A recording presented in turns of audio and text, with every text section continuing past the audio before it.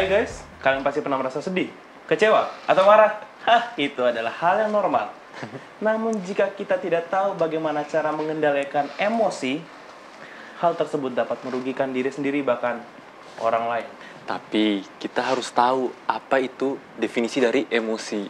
Emosi adalah ekspresi normal manusia atas berbagai hal yang terjadi dalam hidupnya. Misal, kita merasa senang saat mendapat hadiah, tentu dong, senang dong. Kadang kita juga kesel kalau misalnya kita lagi bawa kendaraan terus kejebak macet. Atau bahkan anak muda nih, kita sering sedih kalau kita diputusin, kehilangan orang yang kita cintai. Dari semua emosi itu pasti akan berpengaruh sama semua tindakan kita. Betul. Jika yang sedang kita rasakan itu emosi yang positif, maka tindakan yang kita akan lakukan juga pasti positif. Sebaliknya, contoh tadi diputusin pacar, pasti kita tuh bakal langsung melakukan tindakan yang negatif buat diri kita sendiri. Nah, ada juga ekspresi emosi negatif. Ini tuh bahkan dapat membahayakan hubungan pekerjaan, pertemanan, hingga kesehatan diri sendiri. Maka dari itu penting buat kita untuk mengetahui cara mengendalikan emosi atau cara mengekspresikan emosi itu secara yang tepat gitu. Betul sekali ya. Jadi kira-kira nih, menurut kita di sini ada apa aja cara untuk dapat mengendalikan emosi? Ya. Jadi bisa coba kita pelajarin ya, kita coba telusurin. Ada beberapa cara nih ya. Nggak apa-apa lah saya jawab lagi lah ya. Ada beberapa cara untuk mengendalikan emosi yang bisa kita coba. Nah, cara mengendalikan emosi negatif Yang pertama nih. kita lempar lah ke Tahu nih yang pertama. Yang pertama itu kita harus berpikiran sama bersikap positif. Nah, mungkin kita nggak tahu apakah itu mengubah situasi buruk yang menimpa kita kan. Namun kita bisa mengubah sudut pandang kita untuk melihat situasi tersebut menjadi lebih positif. Misalnya, kita merasa kecewa karena mendapat banyak kritik pada presentasi yang baru aja kita berikan. Nah, pada situasi seperti ini, cobalah pikirin sisi positifnya. Bahwa kritik tersebut sebenarnya dapat bermanfaat untuk kita ke depannya. Nah, selain itu, coba kita tenangin diri kita dengan ambil napas panjang lalu tutup mata.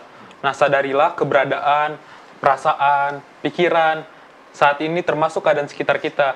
Karena hal ini itu bisa membuat kita lebih sadar dan bersikap lebih positif dalam merespon segala sesuatu. Nah, yang kedua, yang kedua berarti harus ke satu. Iya, betul. Apa yang kedua ya? Nah, kita akan telusuri ya. Hindarilah situasi yang bisa memicu munculnya emosi negatif. Nah, gimana sih? Kita harus menghindari situasi-situasi yang kita tahu nih kayaknya ini bakal bikin kita emosi. Kita harus hindarin itu. Nah, nih contohnya lagi nih. Kalau kita misalnya udah mudah kesel gitu, terus kita saat terburu-buru atau lagi kejebak macet, kita tuh harusnya bisa mengantisipasi dengan mengatur waktu untuk berangkat saat arus jalan sedang tidak padat. Nah, kalau emosi yang tadi itu udah dibilang tuh, waktu datang saat kita ngelihat media sosial atau bahkan saat bersama orang-orang tertentu, tidak ada salahnya kalau kita itu beristirahat sejenak dari login media sosial dan bertemu dengan orang yang ada di sama. Terus baca Alkitab. Berat. Udah kayaknya itu yang kedua kayaknya pas ya. Yang kedua. Nah, sekarang yang ketiga. Ketiga habis Kedua. Habis yang pertama juga. Iya, habis yang pertama juga. Tapi yang pertama kan kedua. Lakukan aktivitas yang menyenangkan. Do fun. Iya, Lakukan yang menyenangkan. Iya. Kira nyebut merek. Enggak lah. Melakukan aktivitas yang menyenangkan dapat membawa pengaruh positif ke kehidupan kita. Misalnya olahraga. Iya, betul. Kegiatan ini kan bukan hanya menyenangkan buat kita, tapi juga merupakan sarana yang baik untuk kita mengelola stres kita. Iya. Kayak yoga, terus tai chi, Waduh, berat ya. dan aerobik merupakan contoh-contoh latihan fisik yang bisa baik buat mental kita. Nah, tadi tuh yang udah dibilang tuh, mempelajari kemampuan baru seperti yang sudah dibilang tadi, contohnya seperti mempelajari bahasa ataupun alat musik, bisa membangkitkan kepercayaan diri kita. Dan ini juga salah satu yang baik untuk mengenalikan emosi kita. Dan juga menjaga komunikasi dengan orang-orang terdekat ya, seperti keluarga, sahabat, tetangga, atau teman mungkin ya, seperti kita gini-gini, yang bisa membuat nyaman. Jadi keluarga dan sahabat bisa juga menjadi tempat kita seperti tempat curhat lah dalam segala misalnya ada masalah seperti itu. Contohnya nih, misalnya kita Nah, contohnya kita kayak memberikan senyum atau waktu atau bantuan untuk orang lain.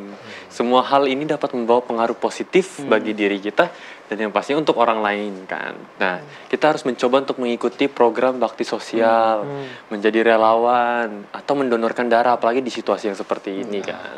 Menjaga kesehatan jiwa itu sama pentingnya dengan menjaga kesehatan fisik kita, karena keduanya itu saling mempengaruhi. Jika emosi kita terganggu, tubuh kita juga pasti akan rentan terhadap berbagai penyakit, seperti misalnya nyeri dada dan juga tekanan darah tinggi. Dan seseorang itu bisa dikatakan sehat secara emosional ketika dia itu berhasil mengelola masalah sehari-harinya. Kayak stres pekerjaan, kebiasaan buruk, masalah hubungan pertemanan tuh tadi yang kayak putus. Bisa berdampak sama kesehatan jiwa dan raga kita juga. Bagus sekali kita mengobrol-ngobrol seperti ini ya. Sama-sama saling menguatkan. Namun, waspadai jika ternyata yang dirasakan bukan sekedar perubahan emosi, melainkan pertanda depresi. Kita harus mengenal gejala depresi yang biasanya ditandai dengan penurunan suasana hati yang berlangsung lebih dari 2 minggu. Contohnya. Rasa putus asa, terus kelelahan yang berlebihan, tidak dapat berkonsentrasi, hilang nafsu makan, atau jadi kebanyakan tidur, atau juga pokoknya berbagai macam hal-hal yang negatif, bahkan terpikir untuk mengakhiri hidup kita sendiri. Itu bahaya banget kan? Nah gitulah guys lah. Coba kita terapin nih, ada 3 cara mengendalikan emosi tadi supaya menjaga kesehatan dan juga jiwa raga kita. Jika kita merasakan adanya gejala depresi, jangan ragu untuk segera, kan harus meyakinkan. Benar, masalah. Jangan ragu untuk segera berkonsultasi pada psikolog atau dokter. Jangan sampai hal yang tidak diinginkan seperti cerita di Alkitab yang terjadi. Nah, bener banget nih, kayak ada di bahasan kita sekarang nih tentang Kain dan Habel yang menyediakan catatan pertama mengenai pertentangan antara mereka yang percaya dan menurut, dan mereka yang menggunakan rasional dan memilih jalan mereka sendiri. Dan jangan sampai emosi kita itu tidak terkendali, sama seperti judul pelajaran kita 1 pekan ini. Guys, sebelum kita lanjut, kita perkenalkan nama diri kita masing-masing ya. Jangan saya memperkenalkan kalian. Betul. Saya Geraldo Fares Situmorang. Nah, saya Ludwig Kyosi Zebedeus. Saya Fren Geraldo. Saya Jonathan Kowaas. Dan tetap di Cornerstone Connections.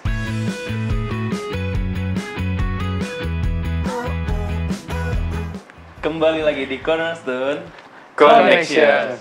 Program ini hadir untuk menuntun kamu kepada Alkitab agar dapat melihat kisah besar Allah dan juga manusia. Jika kamu mencari firman Allah yang benar, Cornerstone Connections menyajikan Alkitab dan menantang kamu untuk menghubungkan dengan kehidupan nyatamu. Nah, sepanjang triwulan ini tema besarnya itu sebelum dan sesudah. Kita sudah masuk di pelajaran ke-3 dengan judulnya yaitu Tidak terkendali. Dan ayat intinya pada pelajaran kali ini terdapat dalam Kejadian 4 ayat 6 dan 7. Firman Tuhan kepada Kain, "Mengapa hatimu panas dan mukamu muram? Apakah mukamu tidak akan berseri jika engkau berbuat baik? Tetapi jika engkau tidak berbuat baik, dosa sudah mengintip di depan pintu. Ia sangat menggoda engkau, tetapi engkau harus berkuasa atasnya." Dari ayat inti pelajaran kita pada hari ini, mari kita sama-sama renungkan dan pertimbangkan seberapa banyak Tuhan mencoba Kain untuk berubah dari kemarahannya dan bertobat.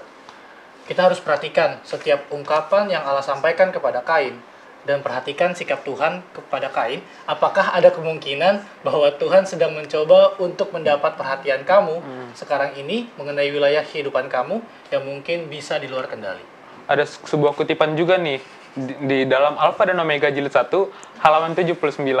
Walaupun Kain oleh kejahatannya patut untuk menerima hukuman mati, Khalik yang rahmani tetap memberikan ia hidup dan memberikan kesempatan untuk bertobat.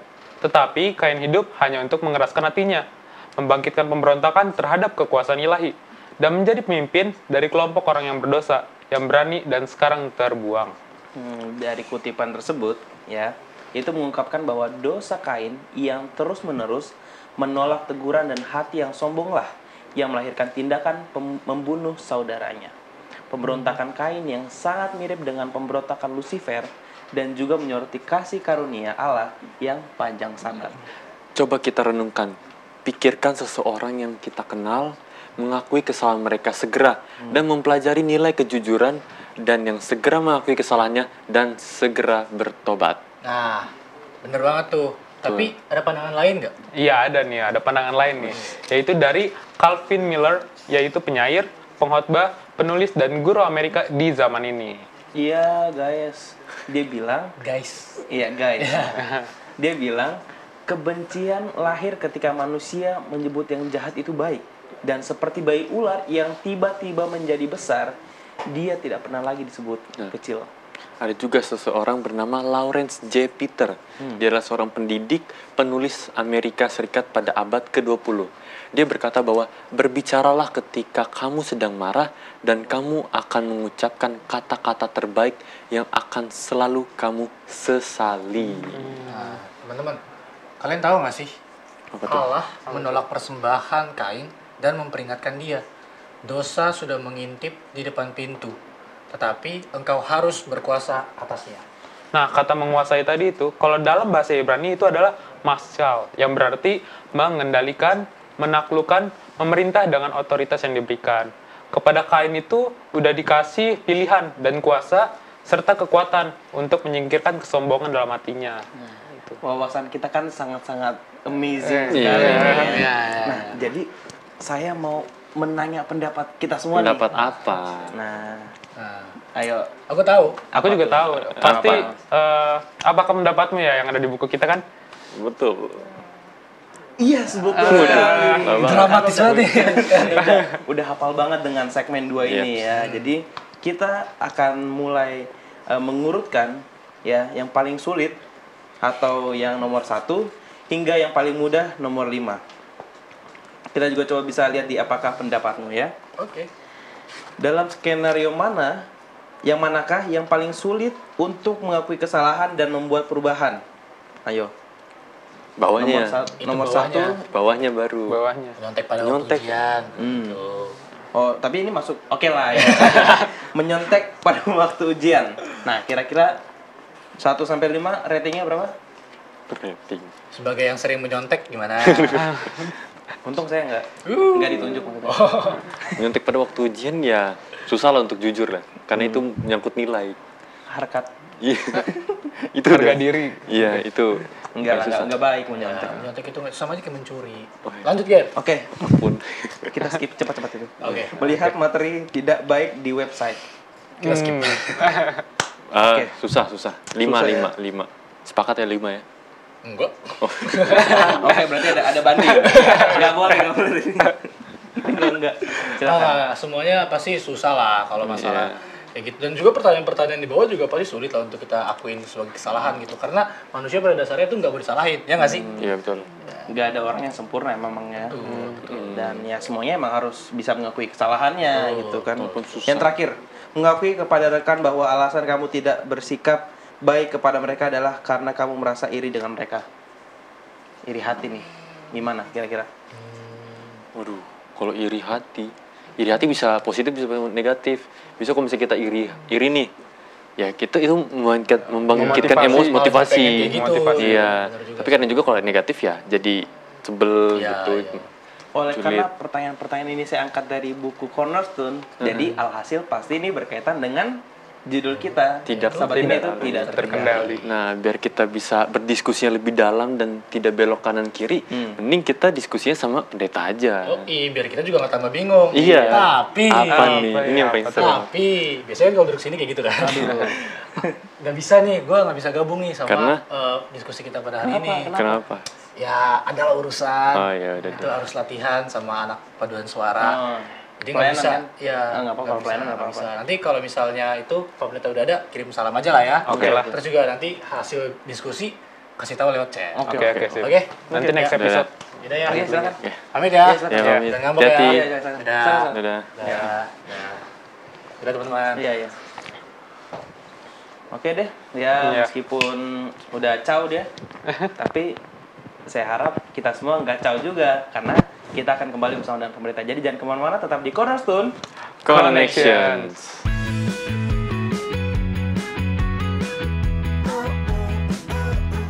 Kembali lagi di Cornerstone. Connections.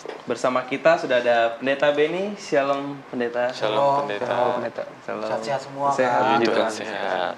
Nah, ini pendeta kita langsung aja ke pertanyaan-pertanyaan karena ada banyak sekali pertanyaan-pertanyaan tentang pelajaran kali ini. Nah, yang pertanyaan paling mendasar pendeta, tadi kita sempat bahas nih, kita berempat sempat bahas bahwa sikap Kain ini hampir sama seperti sikap dari Lucifer. Nah, apa hubungannya dari cerita Kain dan Habel dan Lucifer tentang judul kita pada hari ini, tidak terkendali, pendeta? Iya, kita sudah belajar sahabat pertama ya mengenai kejatuhan, kenapa sampai Lucifer itu jadi jatuh, karena dia kan merasa sombong. Ya, kita sudah belajar dia rasa sombong, bahwa dia rasa saya kan juga setara dengan Yesus, saya juga pemimpin, banyak malaikat ini untuk menyanyi dan sebagainya. Jadi dia rasa sombong. Pada waktu dia sombong, dinasihatin bukannya dia berbalik, dia tambah kekeh. Ya. Dia tambah kuat dengan sombongnya bahwa Allah itu nggak adil. Ya. Bahwa apa yang saya lakukan ini benar. Ya. Kain pun demikian. Dalam pelajaran kita pada sahabat ini fokus pada Kejadian pasal 4. Ya. Kain rasa bahwa Allah kan suruh bawa korban, ya, korban bakaran. Dia bawa korban, tapi suka-suka dia. Saya kan bekerja sebagai petani, saya bawa ini dong, nggak apa-apa dong. Yang penting korban juga. Tapi Allah minta kan berbeda. Ya, jadi dia rasa bahwa apa yang dilakukan itu bagus, dia rasa dia lakukan itu baik. Pada waktu dia dinasihati, Allah tidak langsung, ya, kita sudah pelajaran lalu, Allah itu tidak langsung menghukum orang sampai ditanya, ya, kenapa mukamu muram, ya, bukankah kalau kamu lakukan yang baik kamu akan berseri-seri mukanya dan sebagainya, ya. Jadi dia kan melakukan hal itu. Jadi hampir sama antara kejatuhan Lucifer kemudian dengan Kain, ya. Kain sama-sama tidak bisa mengendalikan keinginannya, sama-sama tidak bisa menjaga dirinya, sehingga sifat sombong itu sangat menonjol dalam kehidupan mereka. Kalau boleh kita lihat pendeta dari ayat inti kita dalam Kejadian 4 ayat 6 dan 7, saya coba bacain lagi pendeta. Firman Tuhan kepada Kain, "Mengapa hatimu panas dan mukamu muram? Apakah mukamu tidak akan berseri jika engkau berbuat baik? Tetapi jika engkau tidak berbuat baik, dosa sudah mengintip di depan pintu. Ia sangat menggoda engkau, tapi engkau harus berkuasa atasnya." Dari ayat inti kita nih pendeta, ada berapa banyak sih Tuhan mencoba untuk seperti membuat Kain berubah dari kemarahannya dan membuat Kain seperti bertobat gitu pendeta? Iya, berapa kalinya tidak ada catatan untuk itu. Tapi ini kan dinasihati, diingatkan gitu ya. Waktu sudah mulai dia rasa bahwa wah ini nggak bagus, ini nggak adil ini dan lain sebagainya, dia nasihatin. Nasihatin, kenapa kamu mukanya begitu, kenapa kamu marah. Biasanya kan orang kalau sudah dinasihatin, dikatakan kenapa kamu marah, itu biasanya sudah selesai. Tapi kan ini tidak. Dia tetap dengan keinginannya, dia tetap dengan kemauannya, sehingga sampai katakan kalau demikian dosa sudah dekat dengan kamu. Ya. Kalau dia berbalik sebenarnya aman-aman saja. Tapi dia tetap dengan keinginannya untuk melakukan sesuatu berdasarkan bahwa saya yang benar, dia salah. Nah, kan kita kan pelajaran tentang Kain dan Habel kan. Jadi kita sudah tahu dong sikap Kain kira-kira. Nah, apa sih yang bisa kita pelajari dari sikap si Kain ini dan si Lucifer ini yang tidak terkendali sesuai dan judul pelajaran kita dan dihubungkan dengan ayat inti kita. Kalau tadi kan ini kan ayat intinya saja. Kalau ini dihubungkan dengan judul pelajaran kita gitu, tidak terkendali. Jadi kita tuh pendeta. Ke Pak Pendeta aja. Ayo udah ke kalian dulu deh. sikap yang diambil. Kalau aku pastinya kadang kita harus sadar kalau misalkan kadang kan kalau misalkan kita udah emosi atau kita merasa pokoknya kalau udah emosi lah, kadang merasa gitu. iya, Udah kadang ada kesel banget gitu. waktu kadang bukan jangan Tuhan deh, kadang orang aja saat kita mau mengamarkan kita aja jangan emosi, jangan apa, kita udah nggak dengerin kan. Nah, apalagi ini Tuhan kan, jadi sikap yang bisa diambil ya kita kalau emosi ya tetap sadar akan lingkungan. Apalagi kalau misalnya ada Tuhan yang menegur gitu kan, kita jangan malah mengeraskan hati kita. Kalau dari Gerald, Kalau menurut aku sih yang pasti kan diri kita sendiri dulu kan yang dilebih. Karena kan orang lain yang berkata demikian, tapi kalau dari diri kita sendiri masih kayak bebal gitu kan, ya alhasil percuma-percuma aja gitu kan. Jadi ya lebih ke sikapnya itu ya hampir sama kayak tadi, ya kan harus lebih ke sikap dirinya sendiri dulu, karena percuma kalau orang lain yang mengatakan kalau diri kita sendiri masih bebal gitu. nah kira-kira tambahannya Pak Pendeta, sikap apa sih yang perlu kita ambil? Iya, kita kan mempelajari. Tadi kalian juga sudah belajar bahwa pengendalian diri itu hal yang penting, ya. Mengendalikan diri. Jadi pada waktu kita rasanya kok nggak adil, ya coba dari sisi positif lainnya, ya. Lihat segi positif lainnya. Dan kalau kita biasakan kita melihat segala sesuatu itu dari segi positif, maka kita akan bisa mengendalikan diri kita, ya. Misalnya ada teman nyontek gitu ya, nilainya jadi bagus, sementara kita nggak nyontek nih, udah belajar susah-susah nggak nyontek, malah dia kadang-kala kan kita nggak adil nih, ya. Apalagi kalau sampai membuat kita begitu marah sampai ingin berkelahi mungkin dengan ini atau melapor dan lain sebagainya. Tapi kalau kita bisa mengendalikan diri kita, mungkin dia nggak belajar dan sebagainya, walaupun kita menasihati dia nantinya, pada prinsipnya saya harus lebih belajar lagi untuk dapat nilai yang baik. Jadi pengendalian diri itu dengan sikap lihat dari sudut yang lain, tidak dari sudut yang biasa saja, yang membuat kita mungkin akhirnya kita dapat mengendalikan diri kita dapat tahu, oh dia sedang begini, ya. Kalau misalnya di jalan bawa mobil kemudian mabut semuanya gitu kan, padahal wah ini kita emosi juga. Padahal itu mungkin dia lagi buru-buru, ada darurat, ada apa semuanya. Jadi kita akan bisa mengendalikan diri kita dengan baik. Dan kalau kita biasa melihat segi positif dari seseorang, kita juga akan banyak teman, kita juga akan banyak orang yang akan melihat kita, oh kamu beda sih ya. Apalagi kalau kita ngomongin orang tuh, wah sini, terus sampein, kata sini kamu gini ya. Nah, itu akan membuat kita mungkin emosi, ya, membuat kita mungkin jadi marah. Tapi kalau kita bisa mengendalikan diri ya kita akan itu orang nggak kenal saya, siapa saya sebenarnya. Itu akan membuat kita lebih baik. Nah, ini ada pertanyaan yang sangat menarik nih sebelum pendeta bahas kita dulu nih. Nah, terkadang kan manusia itu lemah, dan tidak ada manusia yang sempurna dong, pasti ada kelemahan dan kelebihannya.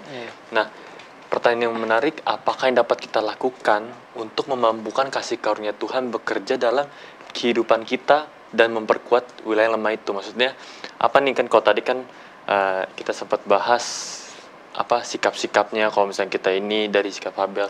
Nah, ini apa yang akan kalian lakukan ketika kalian lemah dengan cara bagaimana cara kalian memanfaatkan dari kasih karunia yang Tuhan berikan ke kalian di saat kalian sedang jatuh-jatuhnya. Mungkin dari siapa yang mau jawab? Dari aku lah. Okay. Misalnya ada ujian lah ya, contohnya ujian. Jadi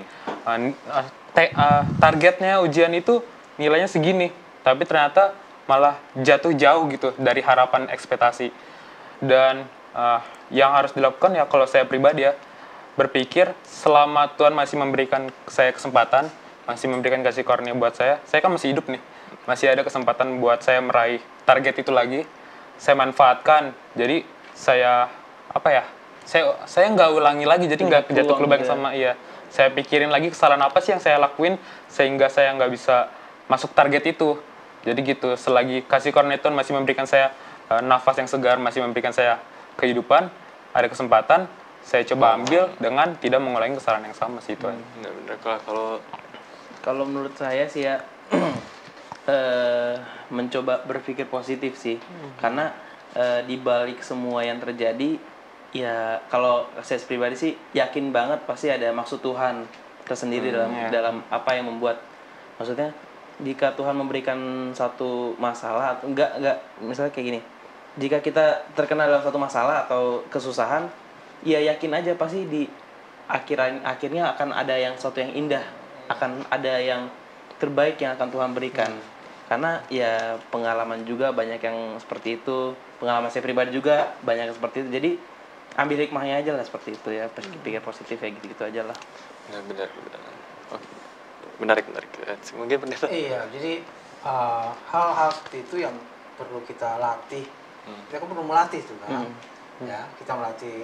Kalau kita latih berpikir positif, kemudian melihat bahwa ada maksud Tuhan yang terbaik mungkin yang saya tidak lihat sekarang. Ya, kadang-kadang kita mau harus ini, begitu nggak jadi kita marah-marah, kita kecewa dan sebagainya, tidak terkendali kita punya kelakuan, tidak terkendali kita punya pemikiran lainnya. Tapi mungkin ada, maksud Tuhan ini kali, nggak, atau mungkin kalaupun belum kita tahu maksud Tuhan, kita akan tanya sama Tuhan, maksud Tuhan apa sih ini dengan kejadian ini, gitu ya? Kenapa sampai begini, gitu ya? Nanti baru mungkin udah lewat lama baru Tuhan kasih tahu, ini sebenarnya maksud Tuhan, ya. Jadi seringkali kita seperti hal-hal yang kayak tadi saya kasih contoh, misalnya kendaraan, kemudian ini kenapa macet nih ya? Harus sudah jam segini gitu ya, jam segini. Padahal begitu kita sabar saja, kita ini kan begitu sampai mungkin iya nih tunda nih karena ada gini tadi. Nggak terlambat juga kok kita. Gitu ya. Jadi ada hal-hal lain yang kadang-kala di luar pikiran kita. Intinya harus kita bisa mengendalikan diri kita bisa lihat di balik semua itu tentu ada maksud-maksud Tuhan. Wah, oleh karena keterbatasan waktu ya ini juga lah yang harus mengakhiri diskusi kita. Padahal masih sangat enak sekali untuk kita berdiskusi ya. Mungkin pendeta bisa memberikan beberapa kalimat untuk menjadi kesimpulan bagi kita agar sahabat-sahabat Cornerstone juga kita yang ada di sini bisa mengingatkan dan menjadi kekuatan bagi kita, pendeta. Ya, kepada semua rekan-rekan Cornerstone Connection dimanapun pada saat ini berada, pelajaran sekolah sahabat kita yang ketiga ini memberikan kepada kita tidak terkendali dengan contoh Kain. Sudah dinasihatin, sudah dikasih tahu, tapi dia tidak bisa mengendalikan dirinya dan akhirnya dia jatuh. Mari kita kendalikan diri kita, lihat apa kelebihan kita, apa kelemahan kita untuk kita perbaiki, kemudian kita serahkan semuanya kepada Tuhan, maka Tuhan nanti akan memberikan yang terbaik tepat pada waktunya. Amin. Tuhan memberkati kita berdoa. Bapa di surga, kami terima kasih karena pelajaran sekolah sahabat yang Tuhan berikan bagi kami. Kami terima kasih karena Tuhan mengingatkan kami untuk kami boleh mengendalikan diri kami. Kiranya Tuhan boleh menolong kami untuk kami boleh mengendalikan diri kami dan melihat jalan Tuhan yang terbaik bagi kehidupan kami. Memberkati semua orang-orang muda dimanapun mereka berada. Yang sakit Tuhan berikan kesembuhan, yang lemah Tuhan berikan kekuatan, yang dalam keadaan susah dan berseru pada Tuhan. Tuhan kiranya boleh menjawab seruan mereka dan juga Tuhan boleh memberkati semua orang-orang muda dimanapun pada saat ini. Tuhan mengampuni segala dosa dan kesalahan kami, karena kami berdoa dalam nama Anak Yesus Kristus, Tuhan dan Juru Selamat kami. Amin. Amin. Ya, gitulah diskusi kita ya. Jadi tetap ingat akan diskusi kita karena ya kita yakin dan percaya akan semua yang kita pelajari itu pasti bermakna baik dalam kehidupan kita. Ya, terima kasih sahabat Top Channel yang sudah setia bersama kami. Tetap di Cornerstone Connections.